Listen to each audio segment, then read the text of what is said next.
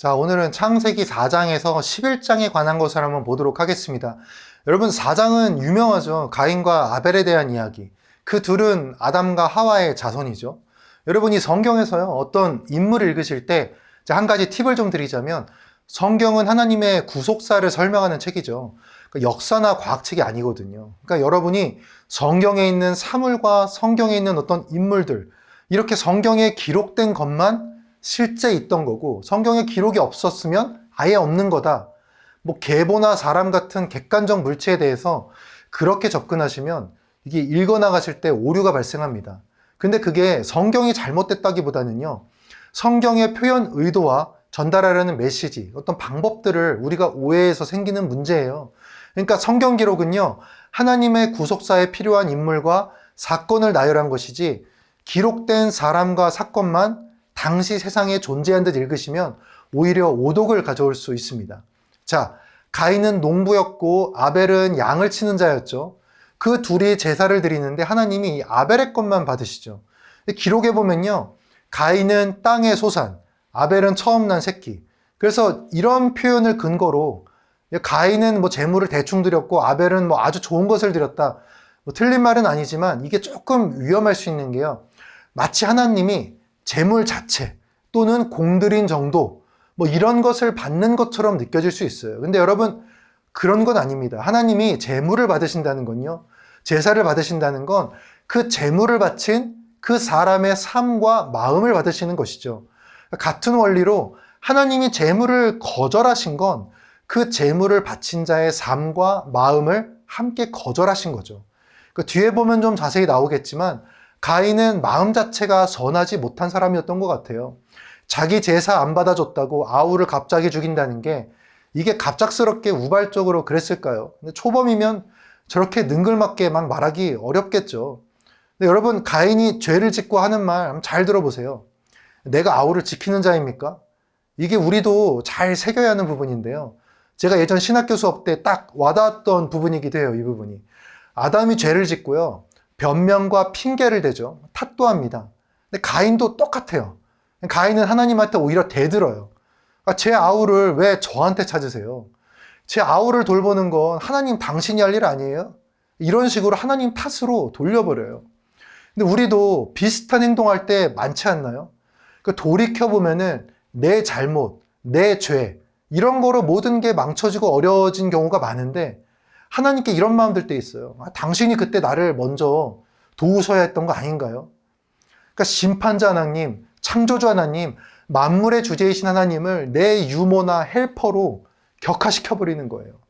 그러니까 내가 이렇게 된 거는 하나님 당신이 할 일을 안 해서잖아요. 미리 막으셨어야죠. 근데 하나님은 그 자체로 존귀하시고 그분의 일이 심판과 세상의 운영, 창조 질서와 공의를 이끄시는 그런 게 아니라 날 돕는 거로 한정시켜버리는 경우가 굉장히 많아요. 저만 그런지 모르겠지만 저는 제가 망쳐놓고 하나님 탓한 적 많거든요, 예전에. 근데 깨달아지더라고요. 진짜 하나님 많이 참으셨다.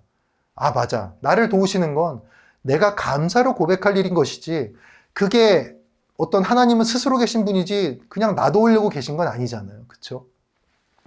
우리 가인에게도 마찬가지예요. 가인의 행동을 볼 때 이 가인이 확실히 죽어야 마땅합니다. 근데 성경을 보면 확실히 우발적 살인은 아니에요. 의도적 어떤 의도를 갖고 계획적으로 죽인 게 맞아요. 근데 하나님이 그럼에도 불구하고 이 죄인에 대한 자비를 베푸세요. 가인이 회개를 안 해서 제가 회개했을 때 결과는 사실 모르겠어요. 근데 이 성경 전체를 보면요, 가인이 회개했으면 용서하셨으리라는 생각이 많이 듭니다. 가인이 저렇게 시치미를 떼는 모습은요, 살인을 저지르고도 목격자가 없으면 아무 문제 없다는 그런 마음가짐이잖아요. 하지만 그거는 창세기 3장에 무화과 나뭇잎으로 알몸을 가리는 일하고 똑같아요. 우리도 마찬가지입니다. 여러분, 목격자가 없으면 내 죄가 없어지는 게 아니에요. 악한 짓을 하는 게요, 사람들 눈에는 그냥 사건으로 보일 수 있어요. 근데 하나님에게 그건 죄예요. 그리고 언제나 하나님이 목격자세요. 근데 하나님의 자비가 크죠. 똑같이 쳐 죽여버리는 게 아니라 그냥 세상을 좀 유리하는 자로 만드십니다. 농부에게 땅의 소산을 얻지 못하게 한다는 게 정착하게 못하게 만드신다는 얘기겠죠. 근데 가인은요, 성경을 잘 보면 자기 죄가 아니라 자기가 받을 형벌의 대가를 계속 생각하죠. 그게 너무 무겁다고. 그러니까 우리 인간은요, 이렇게 죄 앞에서도 내 죄로 인해서 죽고 힘들어진 그런 타인이 아니라 나만 생각하는 거예요. 근데 하나님은 또 자비를 주세요. 가인에게 죽임당하지 않을 표까지 주십니다. 가인이 그 후에 에덴 동쪽으로 가서 놋에 거주하죠. 놋은 혼란이란 뜻. 그러니까 에덴은 기쁨, 즐거움, 환이란 뜻. 그러니까 하나님의 곁은 기쁨이고요. 하나님의 밖은 놋, 혼란이라는 거예요. 그 후 가인이 에녹을 낳는데 아들을 낳고 바로 가인이 무슨 짓을 하죠? 성을 쌓아요. 아까 하나님이 주신 벌 기억하세요? 떠돌고 유리하며 살게 될 것이다. 어쩌면 가인은요, 하나님이 주신 형벌 잘 받으면서 가는 곳마다 회개로 나가고 예배로 섬겼으면 하나님이 다시 용서의 길을 열어주셨을지도 몰라요. 근데 이 가인이 한다는 짓이 성을 쌓아요. 그것도 자기 아들 이름으로. 그러니까 하나님이 보호의 표를 주셨는데 자기가 자기를 보호하겠다는 거죠. 그걸 믿지 못하고. 이건 하나님의 보호와 자기가 받을 형벌을 거절한 것이죠. 야곱이 도망 중에 제단을 쌓는 거랑 좀 비교되지 않나요? 우리도 여러분 기억해야 됩니다. 우리의 성읍은요, 하늘에 있어요. 위대한 교부 히포의 아우구스티누스는 이것을 하나님의 도성이라 표현했습니다. 이 땅에 사시면서요, 하나님의 도우심이 아닌 것으로 나의 보호를 찾으려고 하시면 안 돼요. 다른 것을 의지하는 거는요, 내 안에 내 이름으로 된 성을 쌓는 겁니다. 여러분, 성이 아니라, 내 이름으로 된 성이 아니라 하나님의 이름으로 올려드리는 예배의 단을 쌓으십시오. 우리 이어서 이제 보면 후손들 이름이 나오죠. 근데 여기 21절을 좀 봤으면 좋겠는데요. 유발, 수금과 퉁소를 다루는 자, 연예인이죠. 두발가인, 구리와 쇠를 다루는 자, 대장장이죠. 그러니까 이 가인의 계보가 나오면서 벌써 문명이 이어지고 있는 거예요. 전쟁과 흥악, 그리고 후손 중에 또 라멕이라는 놈이 있는데 이 사람을 죽이고 자기가 자기 입으로 뭐 나를 죽이면 벌이 77배다 막 이런 이상한 말을 하죠. 이게 무슨 예수님의 70번씩 7번이라도 용서해라 뭐 이거의 뭐 악마 버전도 아니고 자기가 자기 입으로 하나님이 가인에게 주신 7번의 용서를 조롱하던 말이에요. 다 무너진 거죠. 여기까지 보면요, 인류에게 그렇게 희망이 없어 보여요. 근데 정말 희망이 없나요? 아니죠. 하나님이 25절에 보면 아담에게 셋이라는 아들을 주어서 희망을 이어가게 하십니다. 이 셋의 후손에도 나중에 라멕이 나오죠. 아까 그 이상한 라멕 말고요. 이 셋의 후손 라멕은요, 노아의 아버지입니다. 자, 이제 5장을 보면요, 이 족보가 또 나오는데 여기서 유명한 거는 에녹이죠. 그러니까 하나님과 동행하다가 하나님이 에녹을 이렇게 데려갔다고 하죠. 그러니까 에녹이 산 나이가 365세예요. 그러니까 이렇게 맞추는 거 좋아하시는 분들은 딱 좋죠. 365일, 1년 하나님과의 매일 동행, 뭐 이런 거 말씀도 하시고 하는데 저는 그런 관점 좋다고 생각합니다. 일단 22절에 보면요, 에녹이 총 365세를 살았어요. 근데 하나님과 동행한 건 300년이라고 돼 있죠. 그럼 65년은 뭐 했나? 몰라요. 그냥 뭐 살았겠죠. 근데 확실한 건 65세에 아들을 낳고 그 후 300년을 동행했어요. 아까 가인이 했던 행동하고 정반대 아니에요? 후손을 낳고는 완전히 이 에녹은 하나님한테 기대어 산 거예요. 그 낳은 아들이 무드셀라가 187세에 라멕을 낳고 그 후 782년을 살다 죽는데 969세죠. 라멕은 182세에 아들을 낳는데 그 이름이 그 유명한 노아예요. 그럼 라멕이 노아를 낳았을 때 무드셀라가 369세, 홍수는 노아가 600세 때 일어나요. 노아가 600세면 라멕이 살아있었으면 782세, 무드셀라는 969세예요. 무드셀라가 언제 죽었죠? 969세. 계산적으로 노아 홍수해에 무드셀라 죽은 거죠. 그러니까 무드셀라의 이름 뜻이요, 창을 던지는 사람. 그가 죽을 때 심판이 온다. 뭐 이런 뜻이에요. 그러니까 이 창직이라는 게요, 고대에는 마지막 보류인 거예요. 이 사람이 죽으면 끝인 거예요. 그러니까 무드셀라가 죽는 나이에 뭐가 왔다고요? 홍수. 그러니까 이 5장이요, 사람 이름 쭉 나왔다고 가벼운 장은 아닌 거죠. 하나님이 족보로 어떤 역사를 이루실지를 이렇게 보여주는 장인 거죠. 근데 무드셀라가 여러분 적어도 성경에선 제일 오래 산 사람이잖아요. 근데 많은 믿음의 선배들도 비슷한 느낌을 받은 것 같은데 뭐가 좀 느껴지지 않으세요? 무드셀라가 죽으면 심판이에요. 근데 그 무드셀라가 안 죽고 아주 오래 살았어요. 하나님의 마음이죠. 한 명이라도 더 건지려는, 조금이라도 더 깨닫기 바라는, 무드셀라가 오래 살았다는 게 참 의미가 있는 거예요. 자, 6장 넘어가면요. 네피림, 뭐 거인과 하나님의 아들들 이런 게 나오는데 이거는 제가 학자들마다 의견이 아주 분분해요. 그래서 뭐가 맞다고 말하기 어렵습니다. 그래서 뭐 천사와 인간, 셋의 후손과 가인, 하나님을 믿는 자, 뭐 당시 조금 덜한 우상신을 믿는 자, 뭐 많아요. 근데 하나님의 아들과 인간의 딸 이런 뭐 네피림 나누는 말이 감히 말씀드리는데 이게 진짜 답이다라고 하는 거는 없어요. 다 합리적 추측이에요. 근데 동시에 다 반박의 여지가 있는 주장들이 많습니다. 그래서 뭐 신학적으로 토론한다면 토론할 수 있겠지만 우리가 성경을 읽는 관점에서는 핵심은요. 그들이 누군가보다는 적어도 하나님을 아는 자들이 하나님의 섭리를 깨고 자신들의 마음대로 생육과 번성에 대한 결정을 해나갔다는 것이죠. 아울러 자신들에게 주어진 자유와 선택의 권한을 이전 선악과 때처럼 악하게 하나님의 계획이 아니라 자기들의 계획대로 사용함에 대한 하나님의 한탄이 묻어나는 그런 말씀인 것이죠. 여기서 3절에 그들의 날이 120년이다. 이것도 추측이 많습니다. 홍수 후 대기층이 무너져서 그 후 수명이 120년이다. 아니면 그때로부터 심판날이 120년이다. 여러 가지 해석이 있죠. 뭐 이런 것들은 저도 좋다고 생각하는데 개인적으로는 앞선 족보 얘기의 나이들은 저는 좀 핵심으로 보이는데 이 120년 갖고 막 고민하는 게 그 정도로 핵심일까 싶어요. 근데 보면은 이런 거로 학교에서도 다투고 시험 들고 그래요. 그러니까 저는 별로 적합하진 않은 것 같습니다.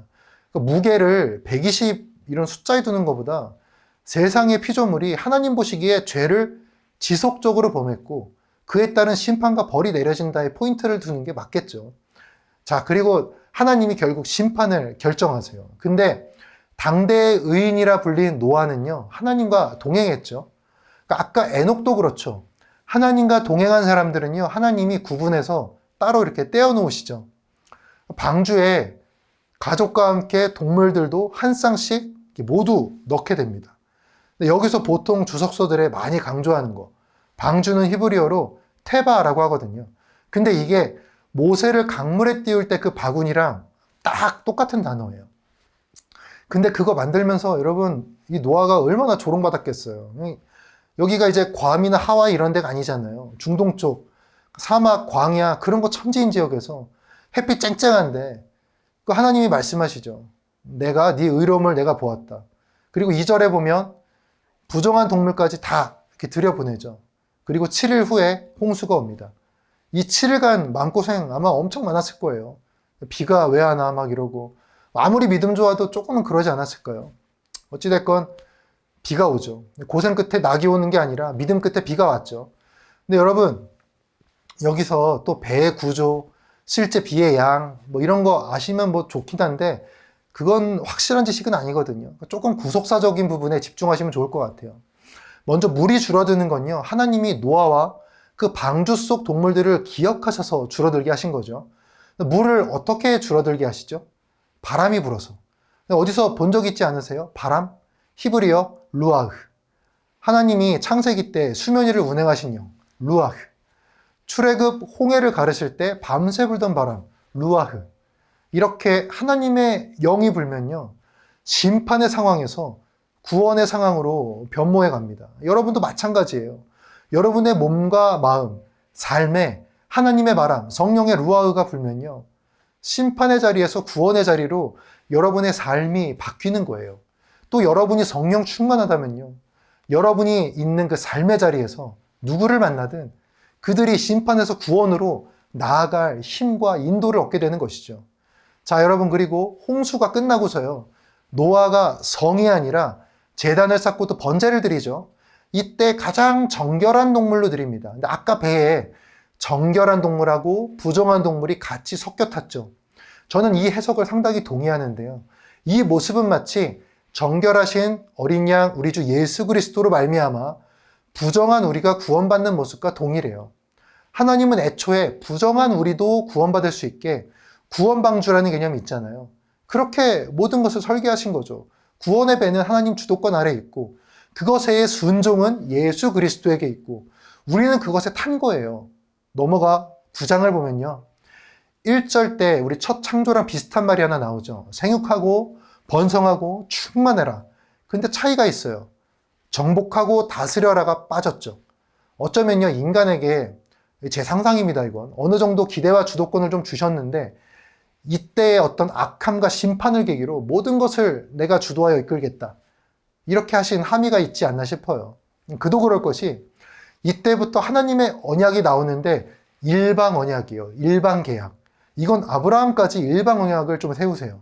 그러니까 신명기 언약처럼 네가 이렇게 하면 내가 이렇게 한다가 아니라 이런 쌍방 계약이 아니라 내가 언약을 하는데 내가 이 언약을 기억해서 너에게 이런 걸 줄게. 이런 일방 형태의 계약인 것이죠. 이게 제가 신학교 때 구약개론 시험에도 많이 나왔던 문제예요.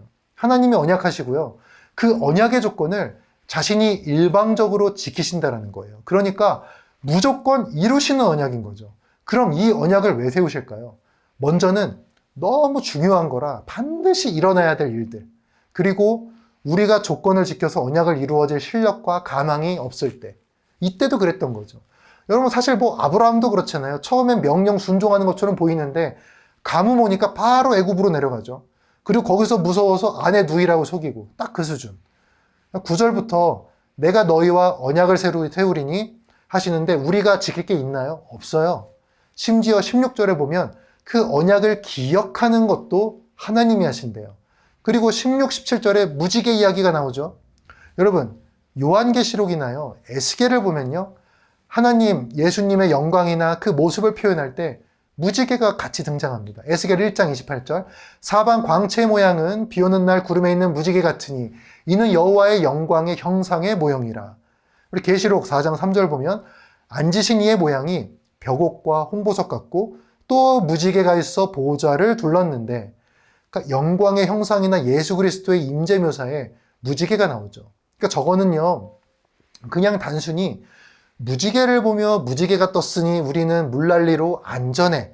문자적으로 그런 은혜를 말할 수도 있어요. 근데 핵심은요. 적어도 신약을 알고 예수님을 아는 우리들은 확실하게 알아야죠.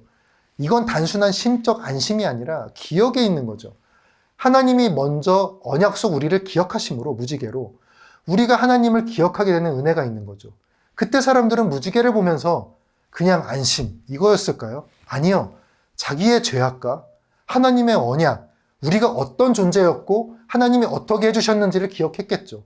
그리고 지금의 우리도 무지개를 보며 홍수와 같은 잠김과 어둠, 내가 감당 못할 무언가를 겪을 때 하나님의 언약, 여러분 성경이 말하는 게 뭐죠? 예수 그리스도, 영적 어둠과 인생의 가라앉음, 재앙 같은 순간에서도 하나님이 기억하라고 주신 상징, 여러분의 삶에 띄워주신 무지개가 있죠. 그게 뭐죠? 예수 그리스도. 그러니까 두려움이 있으실 때 이 이야기 떠올려 보세요. 오늘날 인생의 폭우와 홍수를 만난 여러분들 기억하셔야 할 무지개는 예수 그리스도입니다. 그것을 기억하시면서 여러분들은 포기하지 않을 용기를 얻게 되실 것입니다. 자, 이어나오는 노아의 아들들의 얘기는요. 단순히 말해서 야벳과 셈은 아버지의 하체를 안 보고 함은 보죠. 이게 단순히 벗은 걸 보았다 이런 게 아니라 저 당시 하체라는 표현은 좀 생육적인 의미가 있어요. 그러니까 함의 잘못은요. 그저 실수로 보았다 이런 게 아니에요. 진짜 실수면 나가서 덮을 거 갖고 왔겠죠. 그러니까 자기의 존재 생육에 대한 어떤 번성에 대한 모욕이 들어가 있어요. 그리고 자신이 한 그 행동의 결과가 나오죠. 근데 희한한 게 그 함 자체가 아니라 그 자손인 가나안이 저주를 받아요. 왜 그럴까요? 여러분 우리는 이 창세기가요. 곧 가나안에 들어갈 백성들을 대상으로 하나님이 모세를 통해 주신 메시지임을 기억해야 됩니다. 그러니까 조금 있으면 우상 많고 하나님을 거절하는 그런 사람들이 있는 땅으로 이스라엘 백성들이 가야 돼요. 그들에게 하나님이 하고자 하는 메시지가 있는 거예요. 그곳에 가서 니들 같이 물들고 같이 놀고 같이 그냥 희희낙낙하지 말아라. 거기는 그런 데가 아니라 정말 너희들 구별돼야 되고 너희들이 정말 변화시켜야 될 곳이다. 영적으로 정복해야 될 곳이다. 여러분도 직장이나 믿지 않는 분들 계신 데 가면 똑같은 거예요. 선한 영향력으로 악을 정복하고 이웃을 기쁨으로 변화시켜야 됩니다. 우리 26절 이어서 보면 또 셈의 장막 이런 표현이 나와요. 근데 아시겠지만 여러분 나중 11장 가면 셈의 족보에 아브라함이 나옵니다. 그러니까 셈의 장막에 거한다는 것은 아브라함의 장막에 거한다는 일종의 선자적 표현인 것이죠. 이어 10장은 이게 딱 보면은 좀 막막하죠. 아까 말했듯이 이게 가나안에 들어가기 위해서 하나님이 모세에게 준 글이다를 기억하면 괜찮아요. 이 족보의 핵심은 가나안에 있어요. 6절부터 보면은 10절에 이렇게 돼 있죠. 신할 땅 바벨이 나오죠. 다 함의 후손이에요. 특히 여기서 8절에 니므룻이라는 아들이 나오는데 얘가 세상의 첫 용사라고 하죠. 여기를 시작으로 이 니므룻을 시작으로 유래된 이름 중에 하나가 마르뚝인데요. 이 마르뚝은 바벨론의 신입니다. 그러니까 이미 족보로부터 온갖 우상과 가짜 신들에 대한 암시가 가득한 거예요. 백성들이 들어갈 가나안이 그런 곳이라는 거죠. 이어 11장은 그 유명한 바벨탑이죠. 여기도 2절에 동쪽 방향, 동방으로가 나오는데 그리 좋은 어감이 아니죠. 동쪽은 일단 하나님을 떠나가는 방향으로 좀 나오죠. 그리고 또 성을 쌓아요. 생육하고 번성해서 널리 퍼져서 이 복음을 전하는 게 하나님의 명령인데 모여서 성을 쌓으려는 거죠. 우리 이름을 내고 흩어짐을 면하자. 모여서 성 쌓으면 이전과 같은 심판과 흩어짐이 없을 것이라는 어리석음.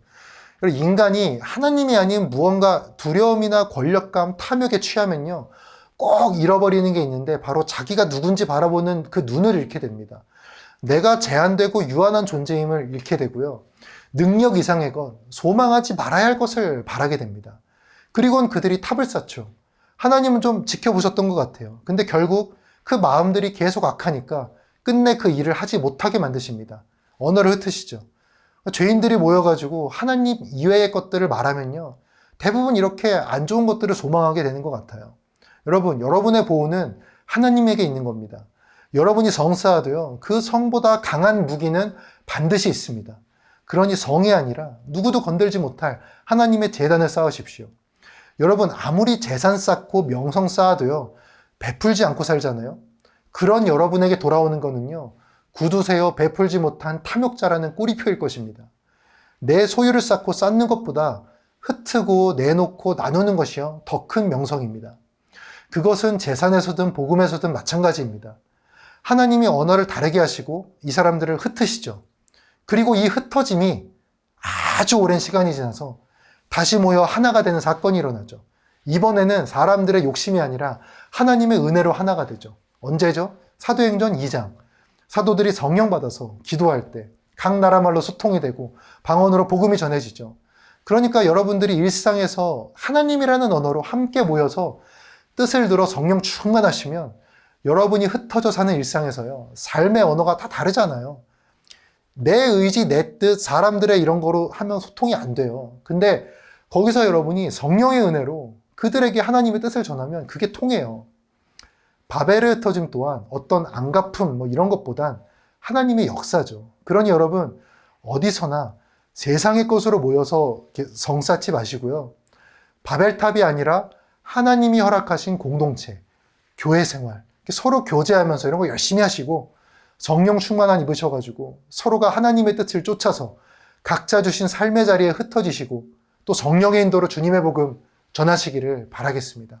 자, 우리 다음 시간에는 12장에서 22장까지의 내용을 쭉 훑어보도록 하겠습니다. 우리 스스로 말씀 이렇게 읽으시는 가운데 제가 말씀드리는 것보다 최소 수억 배의 은혜가 될 하나님의 조명하심이 함께 하시기를 기도하겠습니다.